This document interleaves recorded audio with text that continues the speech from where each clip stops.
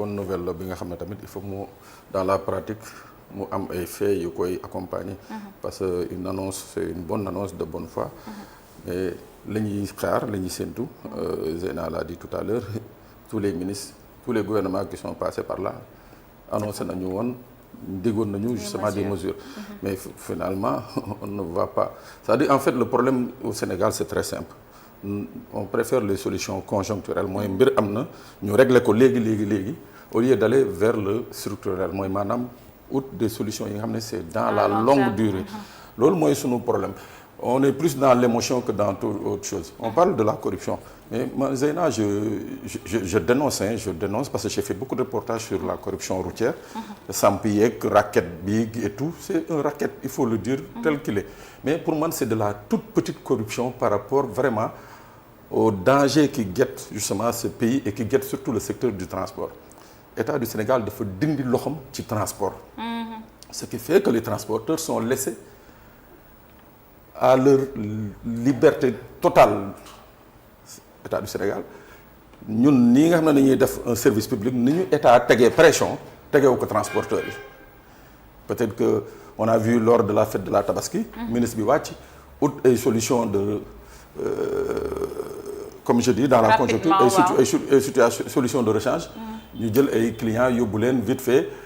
amul yokku passe amul leneen ak leneen. mais loolu ça doit être des solutions dans la durée c'est-à-dire que waruñu toog di xaar problème am ñu indi ko. muy benn ñaar bi la responsabilité humaine bi monsieur Niang wax léegi. effectivement elle est humaine mais elle est humaine juste à partir d'où? Elle est humaine à partir de ceux qui délivrent les attestations de circulation des véhicules. ñii di joxe visite technique yi ñii di autoriser yenn oto yi nga xam ne ñi ngi daw sans pour autant am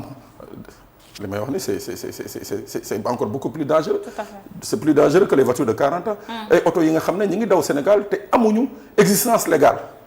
amuñu kayit ñu ngi daw fii Sénégal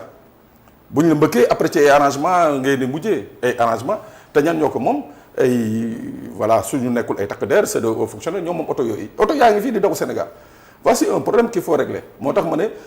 la circulation nii alkaati bi gendarme bi oui il y a la corruption mais elle est toute petite par rapport à l'immensité beneen bi. tali yi on a des routes yi nga xam ne qui font honte man quand su ma déggee ñu naan route nationale 1 route nationale 2 j'ai honte. il faut aller voir au Mali ou bien il faut aller voir en Guinée ou bien il faut aller voir en Côte d'Ivoire ou au Maroc ce qu'on appelle route nationale ñun sunu tali yi elles sont conçues justement pour être des routes accidentogènes maanaam tali la yi nga xam ne ñaari oto yu mag bu ñu fa daje kenn ki il faut ruwam wàcc ci suuf soo dajee nag ab dof mooy maanaam c'est la collision donc loolu yëpp mu ngi ci donc il faut qu'on revoie un peu le standard de nos routes nañu yokk tali yi fexe ba nga xam ne mu nekk bu mënul nekk 2 fois 2 voies mu nekk au moins 3 voies bi nga xam ne dana am possibilité nit ki jaar ci digg bi doubler et consort mais c'est extrêmement difficile loolu encore c'est un autre problème. soo xoolee les nouvelles routes qu'on est en train de construire un peu partout. mais man je sais pas j'étais en train de mener des enquêtes là-dessus mais boo xoolee la plupart des routes yi ma gis nii ça fait 1 an ñu leen di defar. mais c'est des routes yi nga xam ne au lieu ñu yokk leen dañ leen wàññi. mais c'est extrêmement grave. oui soo jëlee la route Sénoba Mpac mais boo xoolee tali bi jaru ngay nekk ingénieur jaru ngay nekk ku xam mais yow mi yàgg jël tali bi boo jëlee tali bi da nga xam ne que tali bi wutee nag tali bi fu nekkoon am na lu ñu ci wàññi. à quelle fin c'est justement cette grande corruption qui est inquiétante qu'on doit dénoncer. bu ñu ko dénoncer rek je crois qu'on va réduire les accidents. oto yu màgget yi pour man je dis encore c'est dans la responsabilité de l'État. ñu ngi tere oto bu am plus de 8 ans dugg fii. mais pourtant ñu ngi autoriser ñuy importer des pièces détachées yu am 40 ans. dëgg la kay. mais y a un paradoxe. dañ koy waxtaanee. ah y a un paradoxe bu ñu teree oto bu am 8 ans di bàyyi oto bu am 40 ans wala 50 ans di dox di autoriser pièces détachées oto boobu 50 ans pièces détachées di dugg Sénégal. mais finalement je me dis qu'est-ce qu'on veut.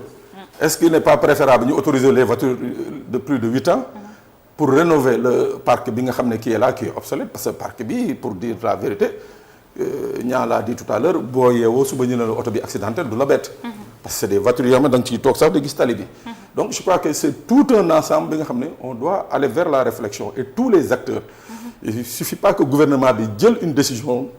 intel mais dañu war a woo tous les acteurs les transporteurs les chauffeurs les routiers ñii di defar tali ingénieurs yi et tout et nous les usagers ñu toog waxtaan sur justement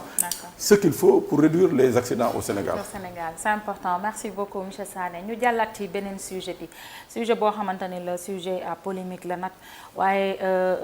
polémique bi li ko waral moom mooy dañu jàppoon ni Sénégal rupture dina am si lu bari waaye nag le constat est là dëgg-dëgg nag sëriñ mooy nit dof teg nañ ko si boppu defe naa grand théâtre wala kilifa moo nekk grand théâtre kilifa wala nit dof am na ko see keneen ki PCA xaw ma lan urbaine loolu lañ ko def ñoom ci monde culturel bi donc bu ñu convoquer un peu l'histoire Serigne xam nga président de la République dalaloon na fi ay rappeurs palais yoo xamante ne ñu ngi doon wax ci seen ay projet ak yenn avancement yi nga xam ne dañ ko bëggoon ci milieu culture ak surtout hip hop mais indi woon na polémique ñooñu traité nañ leen de tous les noms sur la place publique aujourd'hui ñu jël ñaari rappeurs def leen nu mu tuddati sax ay PCA wëlbatikuwaat kenn ki nekk sous contrôle judiciaire ci wàllum passeport moom mi nga xam ne mooy kilifa ndax on s'attendait vraiment à ça et est-ce qu'il y a rupture par rapport à quoi? Par rapport à partage du gâteau bi sëriñ nag on s'attendait pas à ça xam nga nit dof dugg na kaso ba tàyyi ndax régime bi ndax jàppale ñii yenn saa yi day def benn poste rek ñu jël ko yóbbu ko kaso donc il a eu droit à quelque chose te defe naa neexal la gën a lañ ko gën a jàngatee qu'autre chose. waaw mais xam nga man dinaa ci am benn interpellation parce que sous le régime du président Macky Sall certes wax nga ko léegi y avait des rappeurs yu bokkoon ci Y'en a marre yu dénoncé woon li nga xamante ni noonu la Macky Sall doon fonctionner donc ñoom ñu jàppoon ni le président Macky Sall ni mu du doxee du nii en réalité te gis nañ leen ci ay mouvement de revendication yu bare te ba ca gën a fës aussi muy bi nga xamante ni ñu ngi taxaw di xeex pour que Ablaye Wade mën a dem abal ñu donc y avait des rappeurs Y'en a marre aussi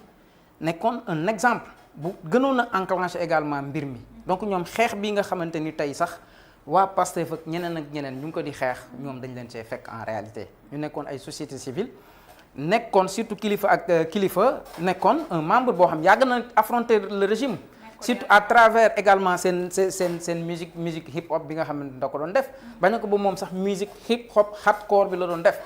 ñëpp ñoo xamante ni tey doon nañ rabee neneen nu bokkul ak ñoom ni ñu doon rabe sax finalement dañuy jàpp ni yow da nga ñëw pour saboter wala pour yàq la nga xamante ni moom lañu gis loolu lu façon la ci seen ay argumentaire par rapport ak musique bi nga xamante ni moom lañ doon amal donc nag jàpp naa ni aujourd'hui contexte yi bokkul en réalité parce que ñii ñëw tey dañu ànd ak ñoom xeex ci benn projet lu ñu gëm jàpp ni lii ëllëg mën na defar réew mi mais